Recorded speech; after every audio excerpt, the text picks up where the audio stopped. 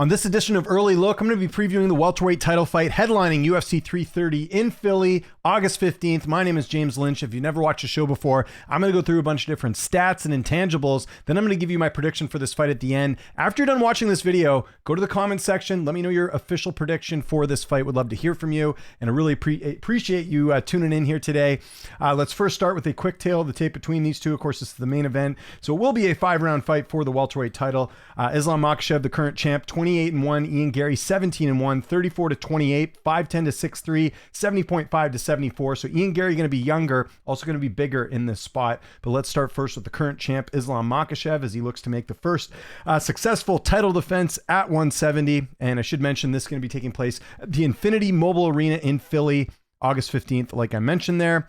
Islam, you can see 28-1. He's got 5 knockouts, 13 submissions, and 10 decisions. He's 34 years old. He's 5'10" with a 78.5-inch reach. He's the current welterweight champion. He's the 11th multi-division champion in UFC history. He's the former UFC lightweight champion who had 4 successful title defenses. He had the most lightweight title wins at 5, most consecutive UFC lightweight title defenses at 4, and most UFC total lightweight defenses at 4 as well. Did not have an amateur debut, went straight to the pros in August of 2010, made his UFC debut at UFC 187 back in May of 2015. He's 17-1 in the UFC. He's got 9 stoppage victories. Some notable wins include Arman Tsarukyan, Dan Hooker, Bobby Green, Charles Oliveira, 2 wins over Alex Volkanovski, Dustin Poirier, and most recently Jack Della Maddalena. He's got 1 loss in his career, and it was a bit of a fluke, losing to Adriano Martins back in October of 2015. He's had a bunch of layoffs throughout his career. Let's talk about some of the more recent ones that Islam's had, and this is for a variety of different reasons, as far as, injuries and, opponents getting injured and all that. The more recent ones, going from Volkanovski to Poirier, there was the Volkanovski rematch, I should say. Going from Volkanovski to Poirier, there was a 224-day layoff. Going from Poirier to Poirier to Renato Moicano, sorry, not Arman. Obviously, Arman was supposed to have that fight. There was a 231-day layoff. And then going from Jack Della Maddalena to Ian Garry, there's going to be a 273-day layoff. And I believe, if my math's correct here, this is the 3rd longest layoff of his career going into this fight. So again, he fought Jack in November. We're talking about a fight here in August. So decent amount of layoff going into this one. His longest layoff was going from the Adriano Martins to Chris Wade fight back in 2015 to 2016. There was a 350-day layoff, and then going from Chris Wade to Nick Lentz, there was a 343-day layoff. So this one comes in at 273, slightly, slightly behind the 43-day layoff. All right, let's get to Islam's. Islam's had 1 close fight in his career. That's the first Volkanovski fight. Some people talk about that one. If you go look at the media scorecards on MMADecisions.com, that was back at UFC 284 back in February 2023. 23 media members scored the fight for Islam. Only 6 scored it for Volk. I thought Islam won that fight. I do bring this up because some people did feel like Volkanovski did enough to win. Let's go look at the stats for Islam. Significant strikes landed per minute, 2.45. Doesn't have a lot of strikes in his fight. A lot of grappling, a lot of wrestling. So that's why that number's a little bit lower. His striking accuracy is at 58%. His striking defense is at 61%. He doesn't get hit that much. Takedown average is 3.110. Takedown accuracy is at 56%. And his takedown defense is 91%, although I doubt we're going to see many. Well, maybe we'll see some takedowns from Ian Garry. I don't know. We'll see, but that comes in at 91%. That is a huge number. Don't see that too often there. So that is pretty much everything you need to know with the current welterweight champion. Let's move along to Ian Machado Garry. I mentioned it there, 17-1. He's got 7 knockouts, 1 submission, and 9 decisions. He's currently ranked number 2 on the welterweight rankings for the media. He's currently ranked number 1 in the welterweight rankings on Meta. So take that for what it's worth. He is 28 years old, 6'3" with a 74-inch reach. So he's going to be 6 years younger, have a 4-inch height and 4-inch reach advantage in this fight. Something that could make could play a role in this one, because people talked about Jack being so much bigger than Islam in their fight, and obviously Islam looked pretty comfortable in there. Ian Garry, if my calculations are correct, he is the biggest opponent that Islam's fought based on height and reach. So that's something to keep in mind when you're looking at this matchup. Garry is a black belt in judo. He trains at a shoot box with Diego Lima, and he's a former Cage Warriors welterweight champion. He's got performance of the night 1 time against Daniel Rodriguez. He's tied with Leon Edwards and Jack Della Maddalena for the 3rd longest win streak in UFC welterweight division history at 8. Made his amateur debut way back in November of 2017. So 2 years after. So when Garry made his amateur debut back in November of 2017, Islam had already been in the UFC for 2 years. So that's something to keep in mind.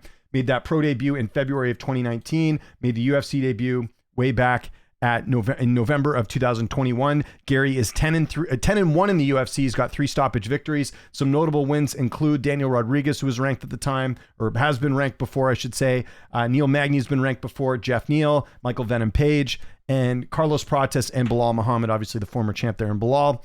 His only loss is to Shavkat. That was a short notice fight for him in that one. So keep that in mind. And obviously we know Shavkat was injured, but still actually looked very good in that fight despite all the circumstances. He's had a couple layoffs in his career, going from Gabe Green to Keenan Song. There was a 245-day layoff. And then going from Bilal Muhammad to Islam in this fight, it'll be 266 days, which I believe, again, if my math's correct, maybe it isn't, but I believe this is the longest layoff of his career. But it's not saying much. It's only 266 days. Islam's got a longer layoff going into this fight if you're looking at it there at 273. Gary has won a lot of fights by decision, but none of them were really close. I know this was a split decision against Jeff Neal, but if you go look on MMADecisions.com, I don't think you'll find a single media member who scored that fight for Jeff Neal. Maybe I'm wrong. Let me go have a quick look, but I don't remember seeing it on there.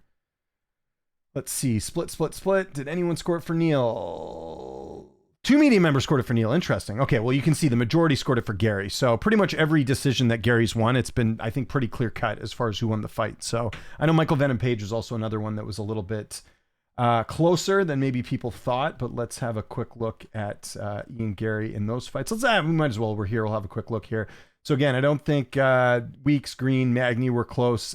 Neal, yeah, we mentioned that one. Michael Venom Page, did any media member score the fight for Venom Page in that one? Let's see.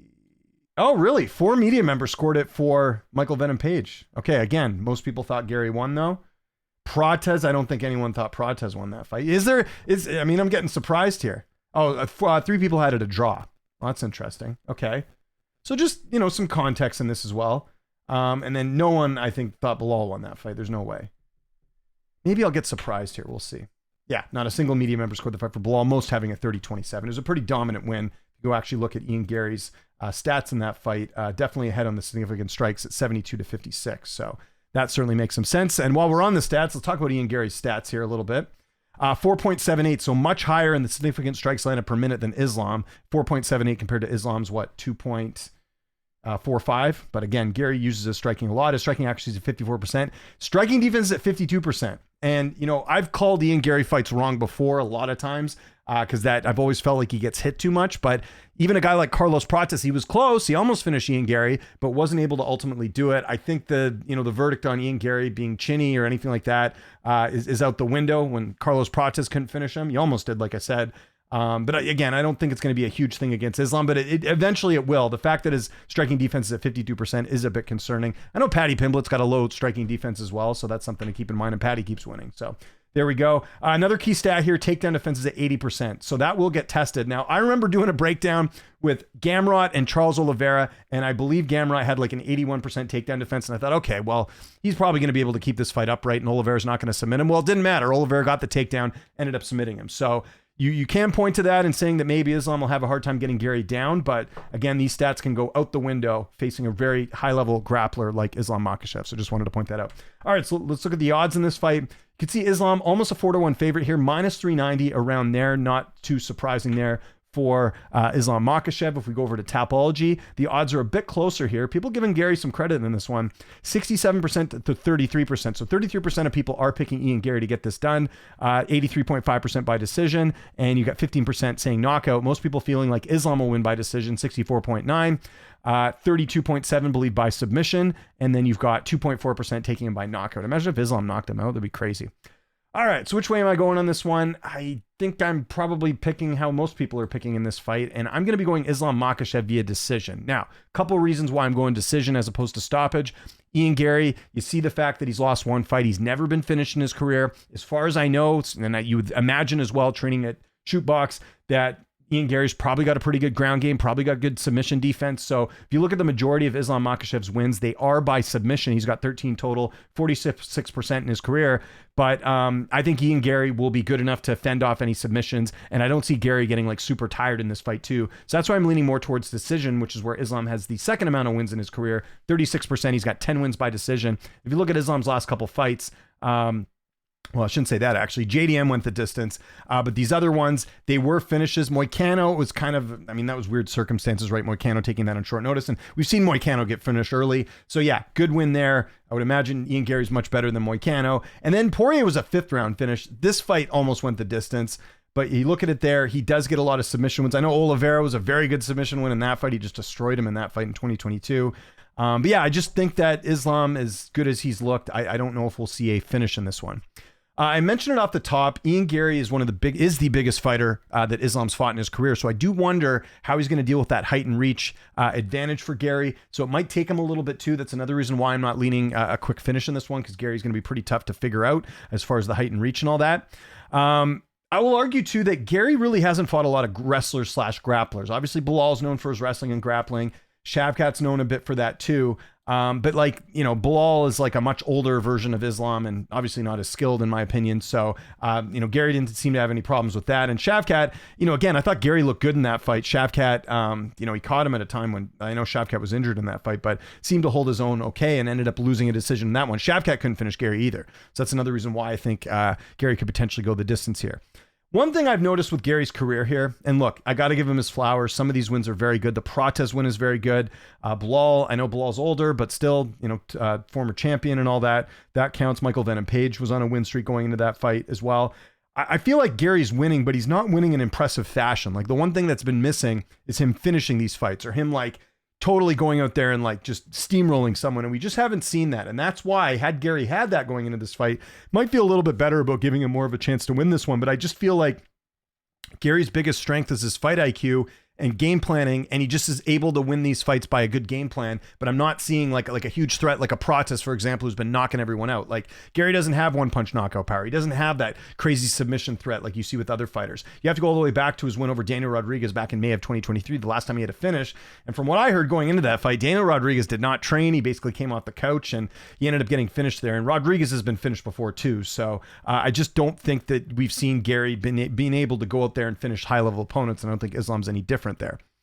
I've said it before. This is why for me, and maybe I'm wrong about this, maybe Garry does pull this off and get the big win here. I mean, it's been a weird year of upsets, but that's why I wanted to see Michael Morales in Islam, because Morales has that death touch, that one punch knockout power. Garry doesn't have that. And I think if you're going to beat Islam, you almost need to be able to do that, because I don't think Gary's going to out wrestle him. He's not going to submit him, and he doesn't have the knockout power to knock him out either. So that's where I think that, like, unless Islam has an off night or Garry just really has figured out Islam, I just don't see Garry winning this. I think regardless of who wins this fight, it's going the distance. I don't think we will see a finish. And I think Islam goes out there and just looks good. I think Garry will look better than we all think. I don't think he looks like a plus 290. I think he looks more like a, you know, I see this, not a pick 'em, but I think Islam is a solid 2-1 favorite in this spot, and I think he'll show that. I don't think he's a 3 or 4-1 favorite in my opinion. I think he'll go out there, look good, but Garry will have his moments as far as like, you know, him either, you know, stuffing takedowns or whatever. But I think ultimately Islam will be too strong and he'll go out there and win a decision in this fight. So my official pick, like I said, Islam Makhachev via decision. I don't think I'm saying anything crazy here. I think a lot of people are kind of going this way. And I'll say this, if Islam is able to finish Garry, then obviously that's a feather in his cap. But I just think Garry, with the height and reach, it's going to be a little bit difficult for Islam to go out there and get the finish. So that is my thoughts. So let me know your thoughts in the comments. Which way you're leaning on this one? What is your official prediction for this fight? Would love to hear from you. Follow me on Twitter, TikTok, Instagram, @Lynch on Sports. This is Early Look. My name is James Lynch. Appreciate you watching, and I'll see you next time.